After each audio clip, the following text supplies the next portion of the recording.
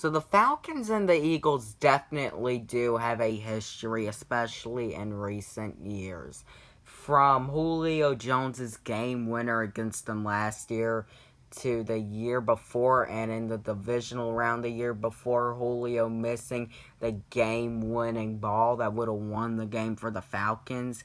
And just overall, a lot of great thrillers in this rivalry. The Falcons and Eagles definitely have made up one of the most underrated rivalries, basically besides division rivals, out of division rivals, Patriots and Steelers are, talked about, Browns and Jets.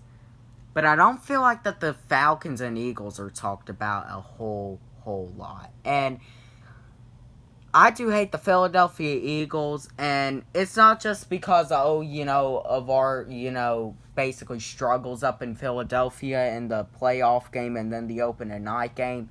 I hate the Eagles for many reasons besides that. So, today, I'm going to be posting 3 reasons why I hate the Philadelphia Eagles, and it's actually weirdly enough because I actually posted highlights to the Eagles-Falcons game back in 2012 on Monday. So for Wednesday's video, here are the 3 reasons why I hate the Philadelphia Eagles.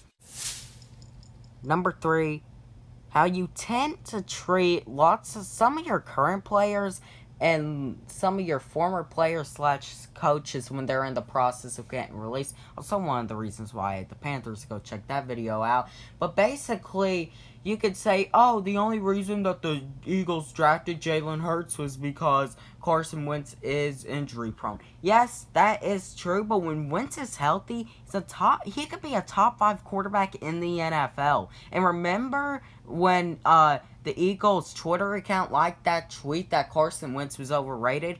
Even if they unliked it shortly after, that was still pretty unclassy for them to even like it, period. Or them to even consider to like it. He's your franchise quarterback. You paid him for a reason. And even if you did draft Jalen Hurts, here's another problem. You're basically gonna be wasting talent of Jalen Hurts. Now, yes, he's not, like a big time, Hall of Fame caliber quarterback that, is basically this big time prospect, but he could maybe be a franchise quarterback, and he's gonna have to spend, his years either being backed up. Now, he could end up being the starter if they decide to disrespect Carson Wentz. And remember how you treated Andy Reid when he was released, and, how y'all really just seem to, be ungrateful for him? I mean, now, granted, the guy did have a few bad seasons, and this point may not be, valid, but it is to me. The guy made you go to 4 straight NFC title games, led you to a Super Bowl appearance, and just because he couldn't get you a ring, you're gonna hate on the guy, and basically that is going to lead into a reason a little later on. But yeah, number 3, how y'all have tended to treat some of your current players and some of your former players / coaches. On to reason number 2. Number 2, how you sometimes find a way to embarrass yourselves. Remember the Chip Kelly era back in 2013 to 2015? Where, yes, he did pretty good the first 2 years, but then in the 2015 offseason, he traded away, Nick Foles and the whole gang to get people like fucking Sam Bradford on that team, who was already making himself out as a quarterback bust. And yes, I did call Sam Bradford a quarterback bust. Why isn't he? But anyway, and then you went 7-9 and you fired him. And yes, you've gotten over that, but still an embarrassing point for this Eagles franchise and for the fans that were, with that fan base and were loyal. I do feel bad for you, but really, should I also feel bad? Hint, hint for the first reason. But yeah, you have made an embarrassment out yourself sometimes and have basically made the whole league laugh at you. And oh yeah, you may have gotten a Super Bowl, But it took you a pretty long time to win that Super Bowl. And then you'll say 28-3, 28-3. You'll say we own y'all in the playoffs. Okay, that is true. But I mean, still, y'all were in. I mean, still, haven't y'all existed like the 30s, and it took you 80 years to like win a Super Bowl? That's what I remember. On to reason number one. Number one, the fan base. How could it not be number one, the fan base?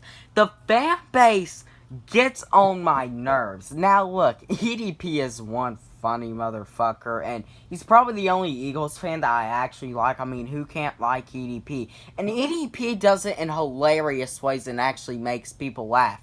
You Eagles fans have literally told people to kill themselves. You have gone insane. Remember when y'all won the Super Bowl and y'all basically destroyed the city? Yes, you were happy you won the Super Bowl, but you went out and you destroyed the city basically and vandalized property. And God forbid, I mean, what else is it going to take? I mean, I think we've seen enough. What is it going to take for people to say that the Eagles fans are the worst fans in the NFL? Yes, the Cowboys fans are bad. They always complain. But I'm going to give it to the Cowboys fans. At least they haven't gone out and destroyed their city. I mean, look. You Eagles fans are just so annoying. Y'all get on everyone's nerves all the time. And remember when you booed Santa Claus and I think were throwing stuff at him? Because y'all weren't losing enough to get the first fucking pick in the draft? Like, how stupid can you possibly be at this point? How stupid can you be at this point? The Eagles fans are just overall they're just a disgrace to the NFL. I'm sorry, some of them, I'm not going to call every single one of them a disgrace, but a good bit of them, they sure are. The ones that have basically told people to kill themselves, the ones that have basically gone out and destroyed the city when they won the Super Bowl. And see, the Eagles fans, you're going to say, okay, we got a Super Bowl and y'all don't. Well, guess what? Yes, you have a Super Bowl, but you could have had a lot more. You could have had one in frickin' God. You could have had one in 2004. I think y'all should have won that Super Bowl, but you didn't, bottom line. God, I mean, y'all are just so annoying and, like, can you just please shut up? That's what I gotta ask myself. How can people not say that the Eagles fans are a bad fan base? Yes, y'all are passionate, or are y'all? I was actually looking back at a game, and you could say, oh, Falcons fans don't show up to games. Do y'all know that y'all do the exact same thing that back in 2012, when we played y'all, and yes, it was rain, yes, it were the rain conditions, so I guess I gotta give you that there. But, I mean, really, there were no fans at that game. One section looked almost empty to me. And you can tell by that there weren't a lot of fans there. Yes, you can use the weather, and yes, it probably was the weather, but, I mean, still. Y'all claim to be a passionate fan. A passionate fan it would be one that goes whatever weather it is. That's what I like about Browns fans. They've never given up on the team. Even when they were 0-16, they were still rocking the place. You know, they were very, very passionate. And that's what I don't like about Falcons fans either. We have a lot of bandwagon fans here. Philly also looks to have a few bandwagon fans. So, that is going to do it for this video. Like and subscribe. I know I'm probably going to get some death threats from Eagles fans. But hey, I don't care. I don't take them seriously. I know y'all are just, God, being stupid as y'all normally are. But, yeah, so I will see y'all in the next video. Until then, rise up and, yeah, fuck the Philadelphia Eagles.